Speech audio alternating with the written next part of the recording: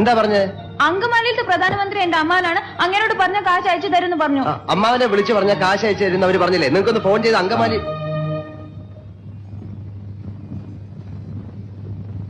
അങ്കമാലിയിലെ അമ്മാവൻ ആരാന്ന് പറഞ്ഞു? പ്രധാനമന്ത്രി. അപ്പൊ ഈ കഴുത പറയാ എന്റെ അമ്മാവന്റെ വകയല്ല ഈ ഹോട്ടലിന്. അപ്പൊ ഞാൻ ചോദിച്ചു നിന്റെ അമ്മാവന്റെ വകയാണോ ഈ ഹോട്ടലിന്? അപ്പൊ അവൻ എന്നെ എടിന്ന് വിളിച്ചു, ഞാൻ അവനെ പട്ടിന്ന് വിളിച്ചു.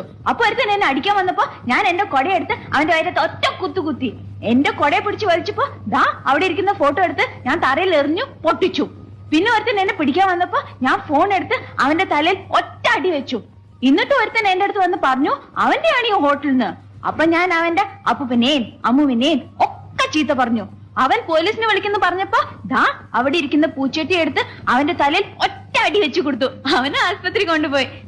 ഞാൻ വേറെ ഒന്നും ചെയ്തില്ല, ഇത്രേ ചെയ്തുള്ളൂ. അതിനാണ് ഇവന്മാർ ഇങ്ങനെ ബഹളം വെക്കുന്നത്.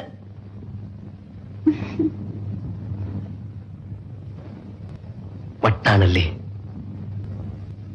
എന്നോട് ഒരുപാട് പേര് ഇങ്ങനെ ചോദിക്കുന്നു, അതെന്താ?